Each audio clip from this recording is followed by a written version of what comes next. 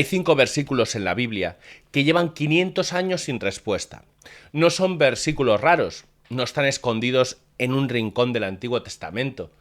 Son 5 textos que cualquiera puede abrir esta noche en su casa, en cualquier Biblia, también en una Biblia protestante. Y cuando los lees seguidos, uno detrás de otro, pasa algo incómodo. La iglesia que describen no es ninguna de las que nacieron en el siglo XVI. Yo no voy a insultar a nadie hoy. No voy a hablar mal de ninguna persona. Voy a hacer algo mucho más peligroso.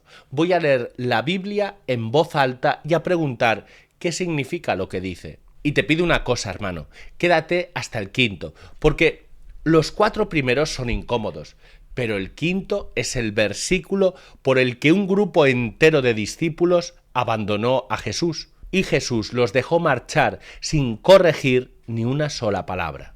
Empezamos por el principio de todo, literalmente. Evangelio de San Lucas, capítulo 1, versículo 33. El arcángel San Gabriel se aparece a la Virgen María.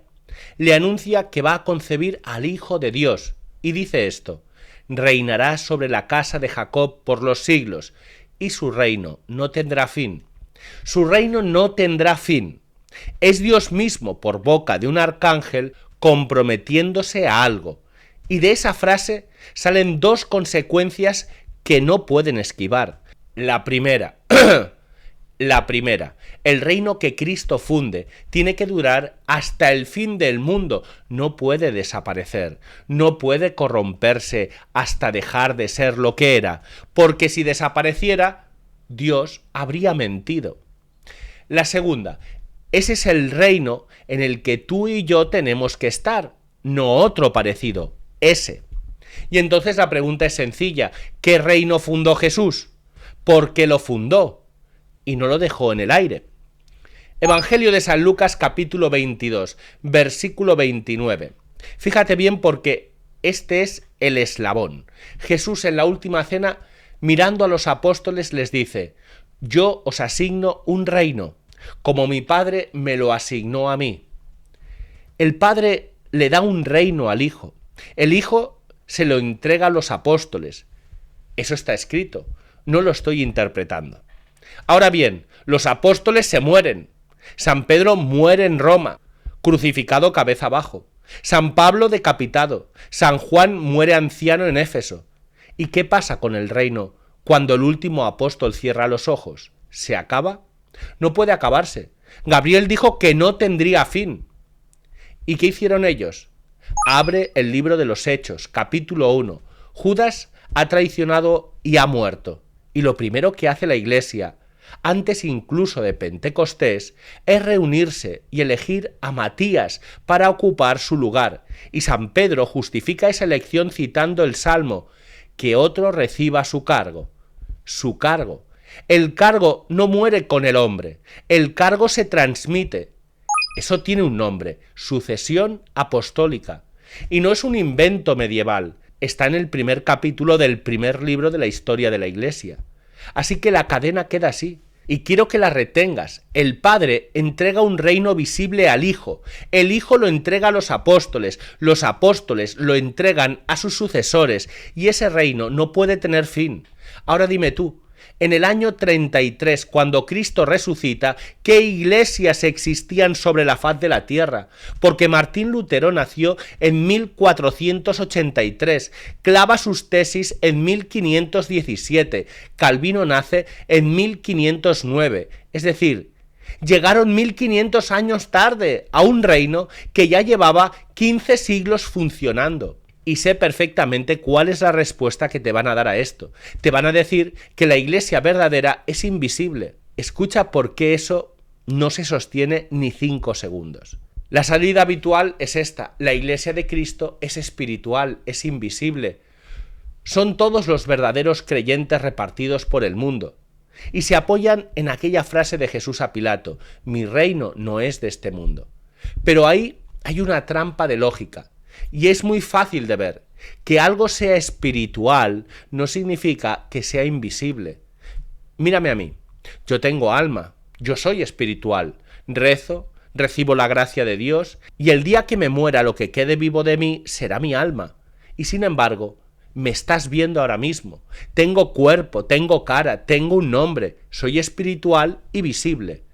La Iglesia es igual, es el cuerpo de Cristo. Y un cuerpo se ve, se toca, tiene cabeza y tiene miembros, tiene orden y tiene jerarquía. Jesús no fundó una idea, fundó un cuerpo con hombres concretos, con nombres y apellidos, a los que dio autoridad. Y aquí entra el segundo versículo, que a mí me parece de los más contundentes que hay. El Evangelio de San Marcos, capítulo 16, versículo 17. Jesús, antes de subir al cielo, dice: estas señales acompañarán a los que crean. En mi nombre echarán demonios, hablarán lenguas nuevas. En mi nombre echarán demonios. Vale, pregunta directa: ¿qué iglesia sobre la tierra tiene un oficio, un cargo formal permanente con nombre propio dedicada exactamente a eso? Una sola. Se llama exorcista. Está regulado en el ritual romano.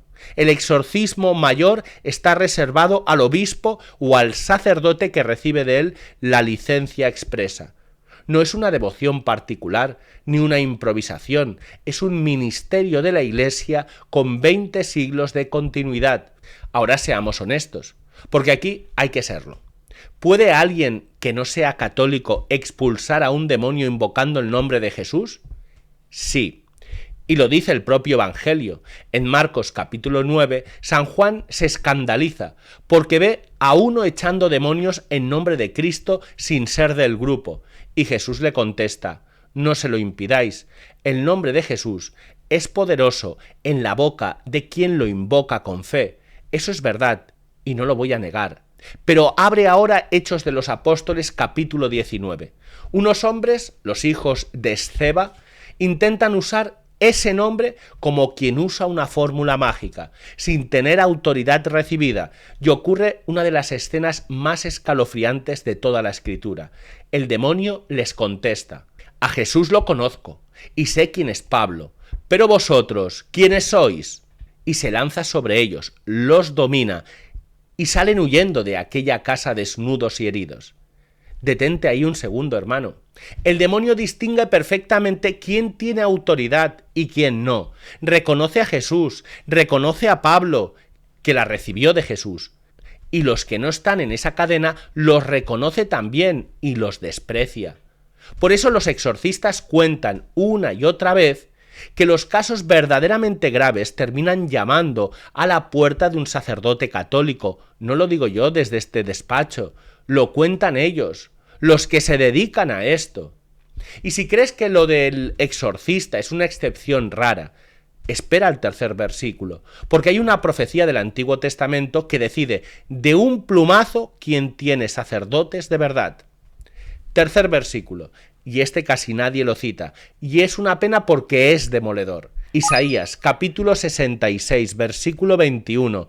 Dios está hablando del tiempo final, del momento en que reunirá a todas las naciones, a todos los pueblos, es decir, del tiempo del Mesías, de nuestro tiempo, y en medio de esa profecía dice esto: y entre ellos tomaré también sacerdotes y levitas, dice el Señor.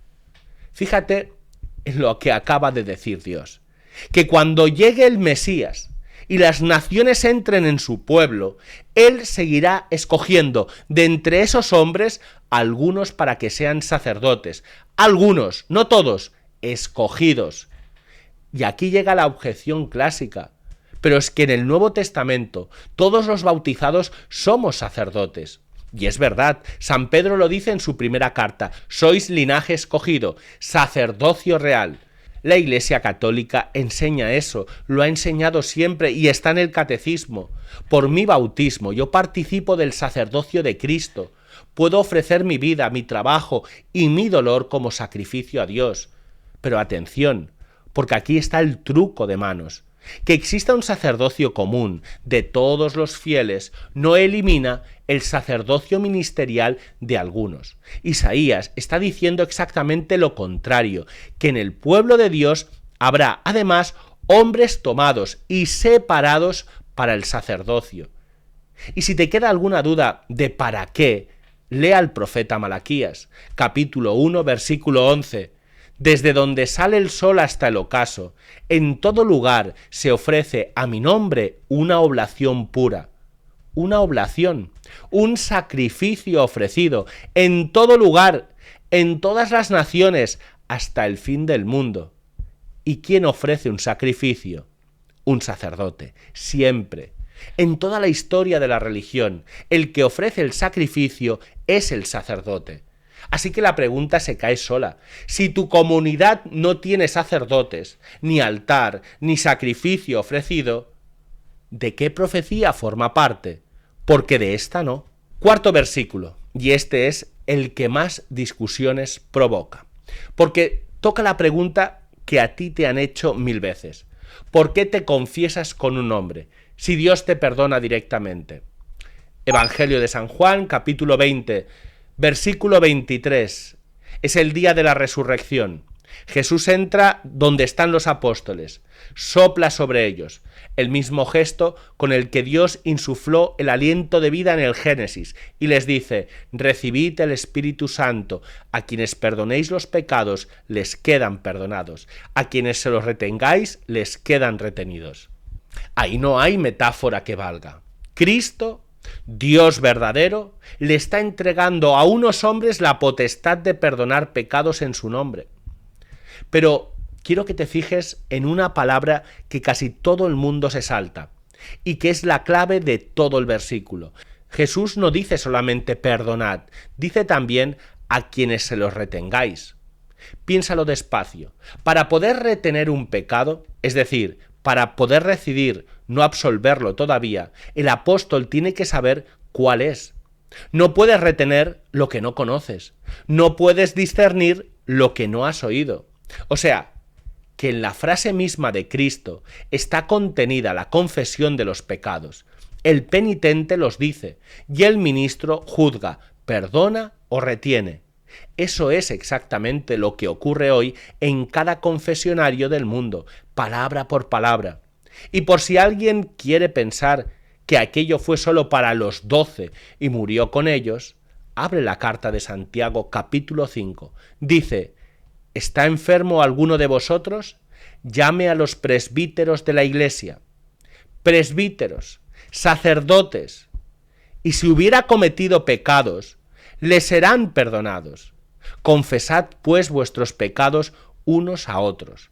Y San Pablo, en la segunda carta a los Corintios, dice que Dios les ha confiado el ministerio de la reconciliación.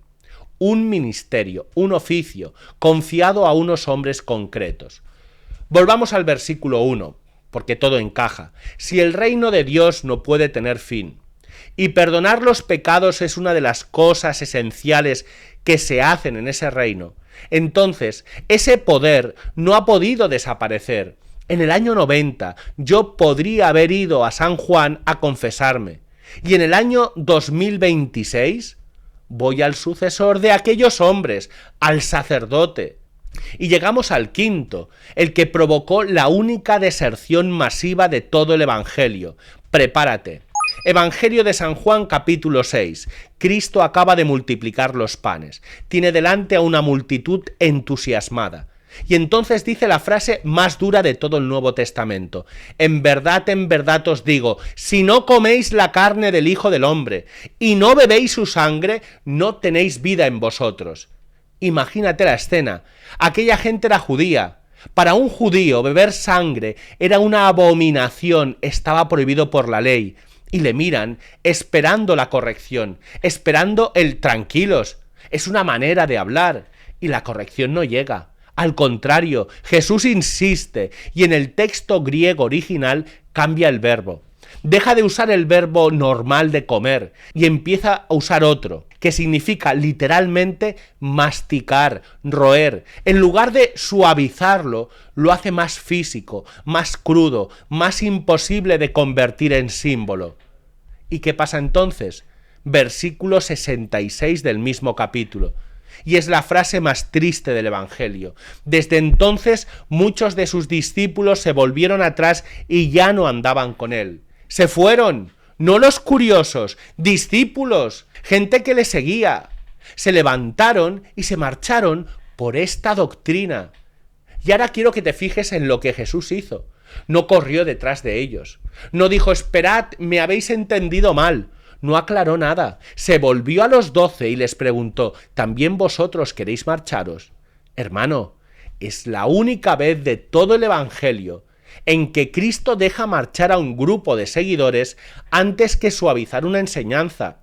Nadie deja que la gente se le vaya por defender una metáfora. Y eso no lo entendió la Iglesia 1000 años después. Escucha a San Ignacio de Antioquía, obispo, discípulo de San Juan, camino del martirio en Roma hacia el año 110, escribiendo sobre unos herejes de su tiempo. Dice que se apartaron de la Eucaristía porque no confiesan que la Eucaristía es la carne de nuestro Salvador Jesucristo. Año 110. A una generación de los apóstoles. O San Justino, hacia el año 150, explicándoles la misa a los paganos. No tomamos esto como pan común, ni como bebida común. Es la carne y la sangre de aquel mismo Jesús que se encarnó. Y San Pablo, aún antes, en la primera carta a los Corintios, quien comulga indignamente será reo del cuerpo y de la sangre del Señor, y come y bebe su propia condenación, por no discernir el cuerpo. Piénsalo, nadie puede ser reo de un cuerpo que no está ahí. No puedes profanar un símbolo. Y ahora te voy a dar el dato que remata todo. Y es un dato que muchos desconocen. Se dice a veces que los reformadores tampoco creían en la presencia real. Eso es falso. Y conviene decirlo con precisión, porque la verdad es todavía más fuerte.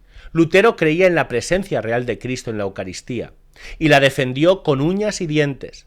El que sostuvo que era solo un símbolo fue otro, Zwinglio, en Zúrich, en los años 20 del siglo XVI. Y en el año 1529, en el coloquio de Marburgo, los dos se sentaron a la misma mesa para intentar entenderse. No lo consiguieron. Y cuenta la historia que Lutero, harto, escribió con tiza sobre la mesa, en latín, las palabras de Cristo, hoc est corpus meum, esto es mi cuerpo, y se negó a moverse de ahí. ¿Entiendes lo que significa eso? Que la idea de que la Eucaristía es solo un símbolo es tan nueva, tan reciente, que ni siquiera el propio Lutero la aceptó.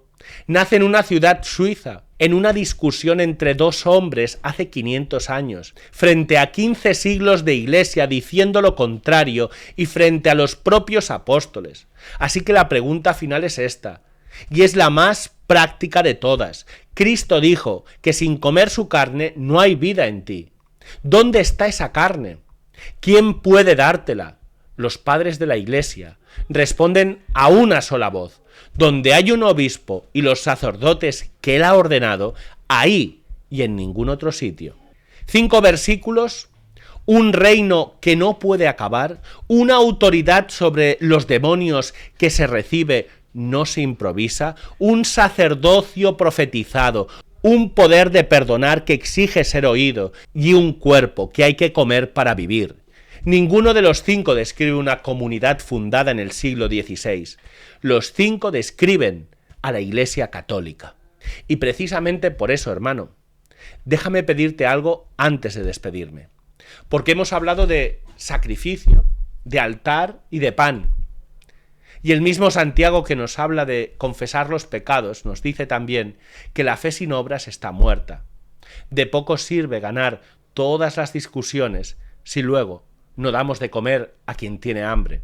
Nuestra asociación, la Asociación de Jóvenes de San José, Familia de San José, que cada semana reparte alimentos a familias y personas en verdadera necesidad, lácteos, carne, frutas, verduras, comida fresca que hay que mantener refrigerada para que no se estropee. Y ahora mismo necesitan 3 neveras industriales para poder seguir conservando y repartiendo esos alimentos. El objetivo son 5.441 euros, unos 1.814 por cada nevera. No es una cifra abstracta, es comida en la mesa de una familia que este mes no llega. Puedes colaborar por Bizum al código 01426, por tarjeta o por PayPal, con el enlace que aparece en la descripción, o por transferencia a la Asociación Benéfica Jóvenes de San José. Tienes todos los datos abajo y en el comentario fijado. Lo que puedas, que la Virgen y San José te lo devuelvan multiplicado. Yo no te he pedido hoy que creas en mi palabra. Te he pedido que abras la Biblia. Lucas 1:33, Marcos 16:17, Isaías 76:21, Juan 20:23, Juan 6:53. Ábrelos esta noche con tu propia Biblia y léelos seguidos. Y si eres católico y llevabas tiempo sin saber responder cuando te preguntaban por qué crees lo que crees, ya no tienes excusa, apúntalos. Y si no eres católico, ya has llegado hasta aquí. Gracias de corazón por escuchar. Solo te pido una cosa, no me respondas a mí, respóndele a esos 5 versículos de la Biblia. Si esto te ha servido, suscríbete, activa la campana, porque aquí cada semana te traigo la verdad que el mundo prefiere que ignores. Dale like y compártelo con ese amigo que siempre te hace estas preguntas. Muchas gracias y que Dios te bendiga.